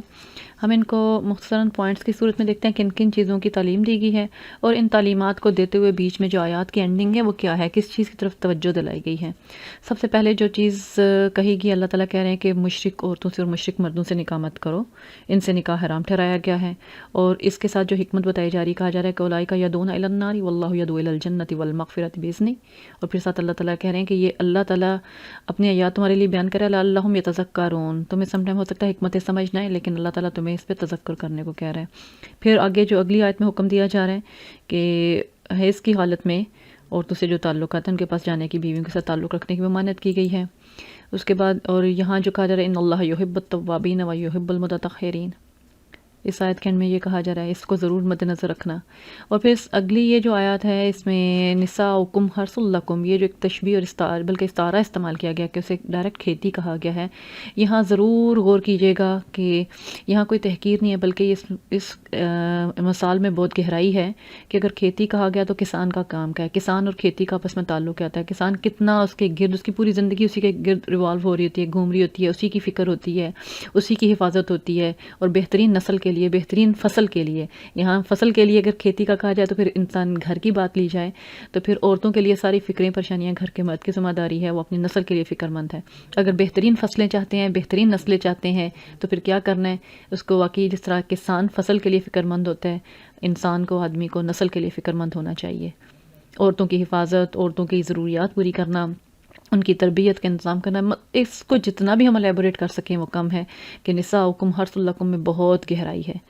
پھر اس کے بعد آگے خاص طور پہ قسموں کے بارے میں آیا ہے۔ جو عمومی قسمیں کھاتے ہیں ان پہ تو اللہ پکڑ نہیں کرے گا، نیک کاموں سے رکنے کی قسم مت کھاؤ، لیکن جو خاص طور پہ بیویوں کے ساتھ ہے تعلق نہ رکھنے کی قسم کھاتے ہو، جس کو الا کہا جاتا ہے، اس کے لیے پہلے تو تھا ان لمیٹڈ ٹائم تھا، بس قسم کھا لی، نہ اسے نہ طلاق دی اور نہ اسے بیوی بنا کے رکھا۔ تو اللہ تعالیٰ کہہ رہے ہیں 4 مہینوں کی مہلت ہے، یا اس کے بعد طریقے سے انہیں بیوی بنا کے رکھو، اور اگر طلاق کا ارادہ کر لیتے ہو تو اللہ تعالیٰ سننے والا اور جاننے والا ہے۔ اور اگر تم انہیں پلٹنا چاہتے ہو تو وہ غفور الرحیم بھی ہے، وہ رحم کرے گا، بخش دے گا جو کچھ کمیاں کوتاہیاں ہو چکی ہوں۔ پھر عورتوں کو حکم دیا جا رہا ہے کہ جن کو طلاق دی گئی ان کی عدت ہے 3 ماہ کی عدت ہے، اور انہیں حکم دیا جا رہا ہے کہ اگر وہ پریگننسی ہو چیز کو نہ چھپائیں اگر وہ اللہ اور یوم آخرت پر ایمان رکھتی ہوں، کیونکہ اس دوران ان کے شوہر نے زیادہ حقدار ہیں واپس لے جانے کے تاکہ وہ اصلاح کر سکیں۔ یہاں کنڈیشن ہے کہ اگر وہ اصلاح کرنا چاہیں، اور یہاں کیوں چھپانے سے منع کیا گیا ہے، کیونکہ نسل کی حفاظت، نسب کی حفاظت بہت امپورٹنٹ ہے۔ پھر اس میں جو کہا گیا کہ عورتوں اور مردوں کے حقوق ایک جیسے ہیں، وَلَهُنَّ مِثْلُ الَّذِي عَلَيْهِنَّ بِالْمَعْرُوفِ، معروف طریقے سے عورتوں کے بھی ویسے ہی حقوق ہیں جیسے مردوں کے ہیں۔ ہاں البتہ اللہ تعالیٰ نے انہیں قوامیت کی بنا پر ایک درجہ دیا ہے، اور اللہ اس قوامیت کا جو انہیں درجہ دیا گیا، اللہ تعالیٰ اس کی حکمت بھی جانتا ہے، وہ زبردست بھی ہے، وہ جانتا ہے کہ گھر کے نظام کی بہتری کے لیے کیا چیز بہتر ہے، کس کا کون سا درجہ ہونا چاہیے۔ اس کے بعد آگے کہا گیا کہ طلاق 2 مرتبہ ہے، اس کے بعد یا تو معروف طریقے سے روک لو یا احسان کے ساتھ رخصت کر دو، 2 طلاق کی حد تک تو رجوع ہے، لیکن اس کے بعد نہیں، جب 3 طلاق ہو جائیں تو پھر اس کے بعد تجدید نکاح بھی نہیں ہے اور نہ ہی رجوع کا حق ہے۔ وہاں اس صورت میں صرف اسی صورت میں حلال ہو سکتی ہے کہ اگر وہ کسی دوسرے مرد سے شادی کرتی ہے اور وہ بیوہ ہو جائے یا وہ طلاق دے دے، اور یہ پری پلانڈ اگر کیا جائے تو یہ اللہ تعالیٰ کی آیات کا سخت مذاق ہے، ایسی کوئی کنڈیشن نہیں بلکہ یہ اس کی سخت ممانعت ہے حدیث میں۔ اور یہاں پھر بیچ میں جو آتا ہے کہ اگر اس طلاق دیتے ہو تو تمہیں جو کچھ انہیں دے رکھا ہے تحفے میں ان میں سے کچھ بھی واپس مت لو، یہ احسان کا رویہ اختیار کرو۔ اور دوسری صورت یہ ہے کہ اگر مرد طلاق نہیں دیتا، عورت خلا کا حق استعمال کرنا چاہتی ہے، وہ کچھ آفر کرتی ہے فدیے میں دے کے، وہ اپنا حق خلا لینا چاہتی ہے، اس رشتے کو ختم کرنا چاہتی ہے، تو پھر وہ تم لے سکتے ہو۔ اور ان احکامات کے بیچ میں جو کہا جا رہا ہے کہ تلک حدود اللہ فلا تعتدوها، یہ اللہ تعالیٰ کی حدود ہیں، ان کو کراس مت کرنا، اور جو ان حدود کو توڑے گا، جو ان سے بڑھ کے کچھ کرے گا تو وہ کیا ہم الظالمون، وہ ظلم کرنے والے ہیں اپنے اوپر بھی، معاشرے کے اوپر بھی، اور وہ تعلقات کو خراب کرنے والے ہیں۔ تلک حدود اللہ یبینھا لقوم یعلمون، جو علم رکھنے والے ہیں، جو جاننے والے ہیں، ان کے لیے اس میں واضح نشانیاں، یہ حدود ہیں۔ رجوع کرنا تو احسان کے ساتھ روکو، معروف طریقے سے روکو، لیکن انہیں تکلیف دینے کے لیے نہیں کہ کہیں اور نہ نکاح کر سکیں، رجوع کر لیا اور پھر کچھ عرصے بعد دے دی، یہ اس طرح کا مذاق نہیں، اللہ تعالیٰ کی آیات کا مذاق مت بناؤ۔ اللہ تعالیٰ ان احکامات کو اس لیے کھول کے بیان کرتا ہے تاکہ تم نصیحت حاصل کرو، واتقوا اللہ واعلموا ان اللہ بکل شیء علیم، اللہ سے ڈرو، آپس کے معاملات میں خوب یعنی تقوی کا معاملہ کرنا چاہیے، جان لو کہ اللہ تعالیٰ ہر چیز سے واقف ہے۔ اور پھر جب عورتیں عدت پوری کر چکے ہیں تو انہیں معروف طریقے کے مطابق دوسرے نکاح سے مت روکا جائے۔ یہ ہر اس فرد کے لیے نصیحت اللہ تعالیٰ کہہ رہے ہیں جو بھی اللہ پر ایمان رکھتا ہے اور یوم آخر پر ایمان رکھتا ہے، اس کو اس رستے میں رکاوٹ نہیں ڈالنی چاہیے۔ یہ معاشرے کی پاکیزگی کے لیے بھی، ان عورتوں کے لیے بھی، ذالک ازکی لکم واطہر۔ اور اللہ تعالیٰ کہتے ہیں تم نہیں جانتے، اللہ تعالیٰ زیادہ جانتا ہے کہ کون سا طریقہ بہتر ہے۔ پھر اس کے بعد آگے رضاعت کے احکامات ہیں کہ اگر سپریشن ہو جاتی ہے، رضاعت کا مسئلہ پیش ہوتا ہے، تو عورت کو، ماں کو زیادہ حق حاصل ہے کہ وہ بچے کو 2 سال تک دودھ پلائے۔ اس صورت میں مرد کے ذمے اس عورت کا نان نفقہ ہوگا، اور ہاں دونوں کو تعلیم دی جا رہی ہے، بچے کی وجہ سے نہ تو عورت مرد سے زیادہ ڈیمانڈ کرے اس کی وسعت سے زیادہ، اور نہ ہی مرد عورت کو تکلیف دے کے وہ فری میں اسے پلا دے۔ ہاں اگر باہم رضامندی سے وہ کسی اور سے پلانا چاہیں تو اس میں کوئی حرج نہیں ہے۔ اور یہاں بھی پھر اگین وہی بات، واتقوا اللہ واعلموا ان اللہ بما تعملون بصیر، اور اگر مرد موجود نہیں، باپ موجود نہیں، تو وہی جو حق ہے وہ وارث کے اوپر بھی سیم آتا ہے۔ پھر اس کے بعد بیوہ عورتوں کی عدت بتائی جا رہی ہے، 4 ماہ 10 دن ہے۔ اور اس کے بعد آگے جو کہا جا رہا ہے کہ اس عدت کے دوران، جو عورتوں کی عدت کے دوران انہیں نکاح کا پیغام مت دو۔ ہاں اگر دل میں کوئی خواہش رکھتے ہو تو اسے چھپائے رکھو، اگر اس سے پہلے کوئی غلطی ہو چکی ہے تو اللہ غفور حلیم ہے۔ پھر مہر کے بارے میں آ رہا ہے حکم کہ اگر تم عورتوں کو رخصتی سے قبل طلاق دے دیتے ہو اور تم نے ان کے لیے کچھ مقرر نہیں کیا تو انہیں کچھ فائدہ پہنچاؤ، اور یہ مومنین پر، محسنین پر حق ہے۔ اور پھر اگر تم رخصتی سے قبل ہی طلاق دے رہے ہو لیکن مہر مقرر کر رکھا تو پھر تمہیں آدھا ادا کرنا ہوگا، الا یہ کہ تم احسان کرتے ہو پورا ادا کر دو، یا یہ عورتیں احسان کی روش اپنائیں اور وہ کچھ بھی نہ لیں۔ لیکن اللہ تعالیٰ خاص طور پہ کہہ رہے ہیں کہ اگر تم مرد یعنی جن کو اللہ تعالیٰ نے ایک درجہ اوپر دیا ہے وہ معاف کریں تو زیادہ تقویٰ کے قریب ہے۔ انہی احکامات کے ساتھ بیچ میں پھر نماز کا حکم بیچ میں آ گیا ہے۔ نمازیں ہمارے لیے وہی اگین بات کہ نمازوں کے ذریعے، عبادات کے ذریعے انسان تقویٰ پاتا ہے، جو ان معاملات کو، ہمارے آپس کے معاملات کو صحیح رکھتی ہیں، خدا خوفی، خدا ترسی والا معاملہ۔